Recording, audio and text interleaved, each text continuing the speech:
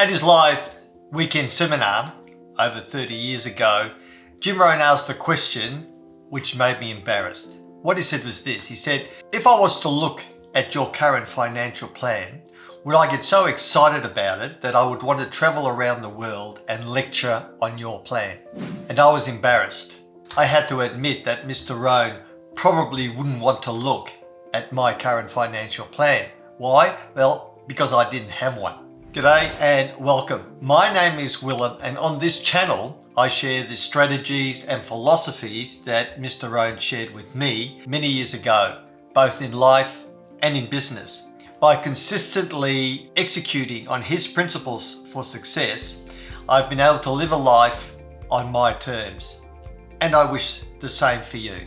So after Mr. Rohn asked that question, I decided I was going to take some action, because the next time Mr. Rohn asked me that question, I wanted to be able to say, yes, Mr. Rohn, there's my plan for my financial future. And I developed a 5-step process, and it's that 5-step process that I want to share with you in this video. Now, Mr. Rohn said that he believed everybody should have the goal of becoming financially independent. Now, people's definition of financial independence varies. However, my definition is the ability to live the lifestyle you want on the income of your own personal assets and resources. In other words, you don't need a bank, you don't need the government to give you welfare. And I think that is a great goal that everybody should have on their long-term goals list. Now, if you've never written a set of goals and you don't have a list of goals anywhere, I would suggest you change that, and change that pretty quickly.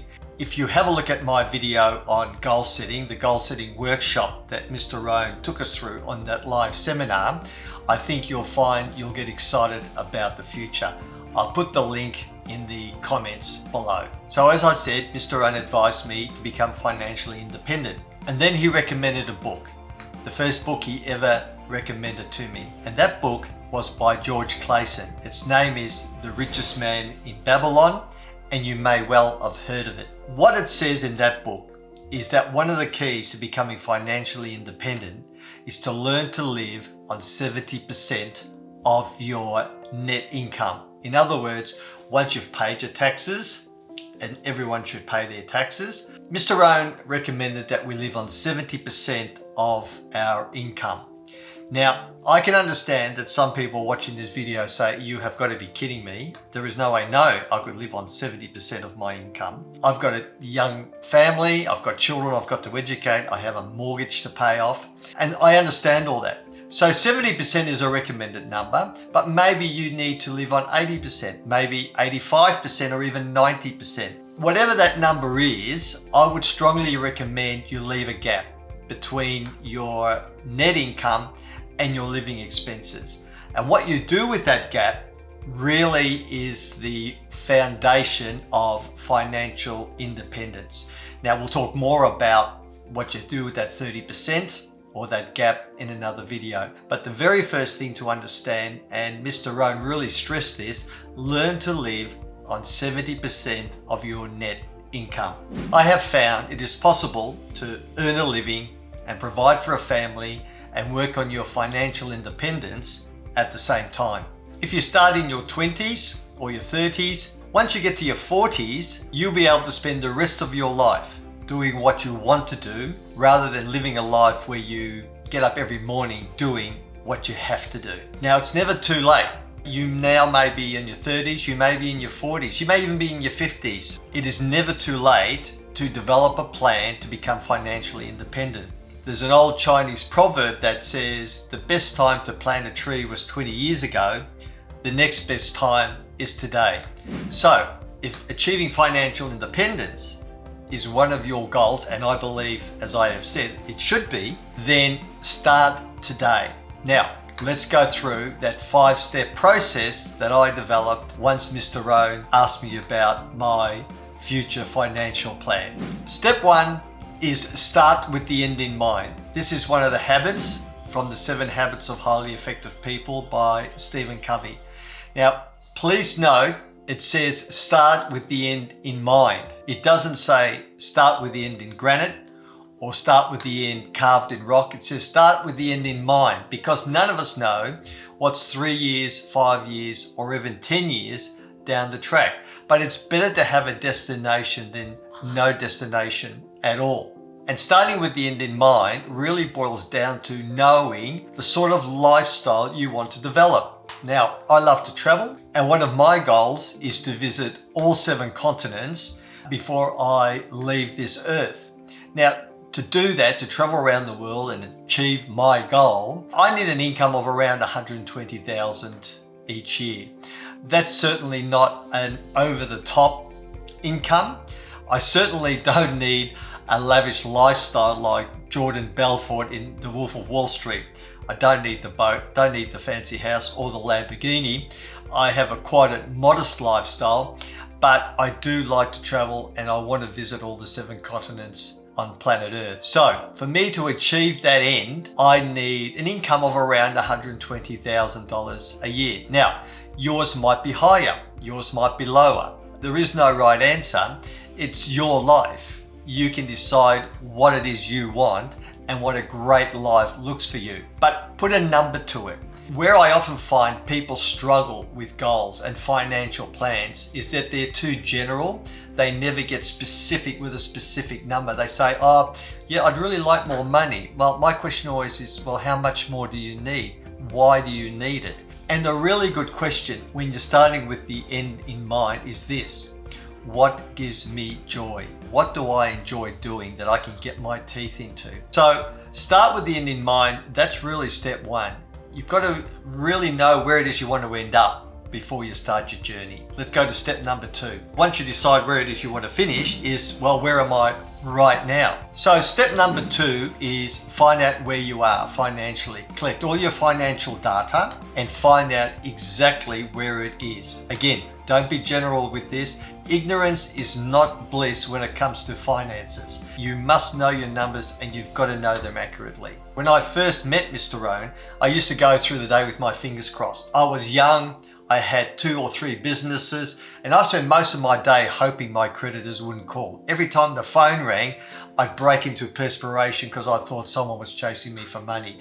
That's not a great place to be. It doesn't matter how bad the situation is. You just want to know what is the situation. If you experience a pain and say, listen, I think I better go and see the doctor. The hardest time is between the time you experience the pain and the time you actually see the doctor. Even if it's bad news, now you know because you can take action. But that gap between the pain and knowing the cause of it, that is where stress develops. That's where depression develops. So you've got to know the facts. If it's bad, call it bad. If it's ugly, call it ugly. If it's horrible, call it horrible. It doesn't matter. As someone once said, if you fall down a black hole, the very first thing you want to do is to stop digging. So sit down with your financial statements and get all your facts together. Find out where you really are. How much are you spending on eating out? How much are you spending on leisure? How much are you spending on your mortgage? All those expenses. This is not easy. It's not enjoyable. It's the waste of a good weekend, but you need to know. You really need to sit down and go, okay, here are the facts. Now, once you know the facts, now you can start taking action.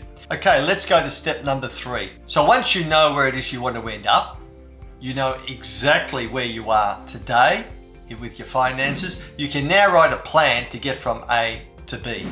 I mean, it all seems pretty simple, but you can't write that plan without knowing specifically where it is you want to end up and knowing exactly where you are today. So now you can actually write a plan. Are you going to live on 70%, 80%, 90%? And then how are you going to invest that 30%, 20% or 10% that is left? So you need to have a very clear plan as to what you want to do with that money. Now, I'm not a financial advisor, so I'm not going to tell you what you should do with that additional income that you're not spending. Personally, I invested it into my first business, and that business has allowed me to become financially independent. But I'm not a financial advisor. There's better people qualified than me to tell you what to do with it. However, I would recommend that if you have any debts at all, the very first thing you want to do is get rid of your personal debts. There's very few investments that will give you a return that is better than paying off any personal debt. But Again, that's only my opinion. I would certainly seek professional advice before making any investment decisions. Okay, let's go to step number 4. So now you know where it is exactly you want to end up. You know precisely where you are today. You've written a plan to get you from A to B. Now, of course, you have to take action and implement that plan. When I first met my wife, Jennifer, about 10 years ago, I remember picking her up from the station one afternoon and driving home to her place. And we were in the kitchen and she said, just wait here for a moment, Will. I've just got to go and get something. It's payday today. And I thought, oh, I wonder what she's up to. Anyway, she went upstairs and she came back with several white envelopes and she placed them on the kitchen bench. And I said, what are you doing? She said, oh, I got paid today. And every payday, I put money aside in these different envelopes. She had an envelope for insurance, for Christmas, for rates, for different bills she knew she would have to pay throughout the year. So Jen would sit down and she would calculate what the total of those bills was over a 12-month period. And then she divided that by the number of pay periods she had, which in this case, she was getting paid every fortnight, so that was 26. And then she knew exactly how much she had to put aside to each pay period so that she could meet those bills on time without ever getting into debt. And I was so impressed. I'm sure that was one of the reasons I married her. Anybody that was that financially disciplined was the sort of woman I wanted to be with. So I'm sure that afternoon was one of the days where I decided this is the woman I want to marry. And now she looks after the finances of my company. So step number 3 is put your plan into action and be rigorous about it. Be very, very disciplined about it. Do exactly that Jim did. Work out what your expenses are over a year and then allow for them. These days you probably wouldn't use envelopes. You have a separate bank account. But I would recommend to anyone who wanted to be financially independent to have one account for your general spending and one account for paying your bills. And don't get the two mixed up. You do that, you'll be okay. So let's go to step number 5. But before we do, please like the video. It does make a difference. And if you'd like to hear other ways where I've put Mr. Rohn's philosophies and strategies into practice, please consider subscribing. Okay, let's go to step number 5. So the last step is to monitor your progress.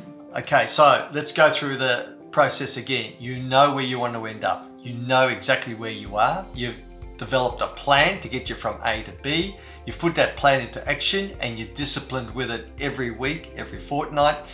Now you just need to monitor your budget to your actual, because that will tell you, are you on track or are you off track? And if you're off track, it will allow you to make changes very quickly to get you back on track. Things happen in life. As John Lennon said, life is what happens to you while you're making other plans.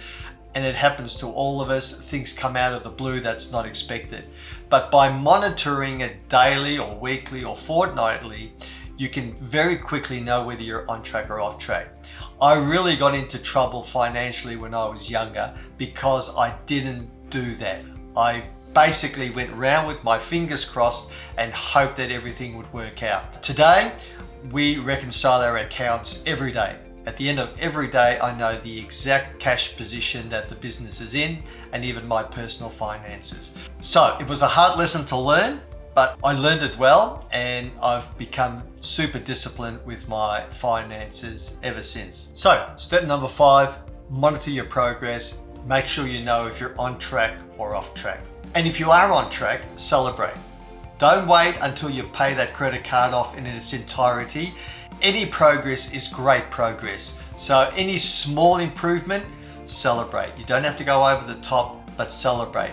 Celebrating your small successes gives you the confidence to make even bigger progress. So now, let me ask you a question. If I was to look at your current financial plan, would I get so excited about it, I'd want to get you on the channel and interview you about it? And if your answer is no, Will, I don't think you would be too excited about my plan for financial independence, I would say to you exactly what Mr. Rohn said to me.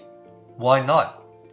Why do you not have a plan to create a financial wall around yourself and your family that nothing in the world can get through?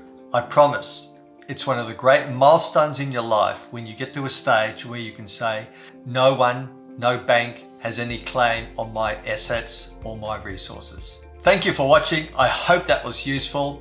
If you enjoyed what Mr. Rohn shared with me in that live seminar, I know you would also enjoy the video on the 2 words that dramatically changed my life.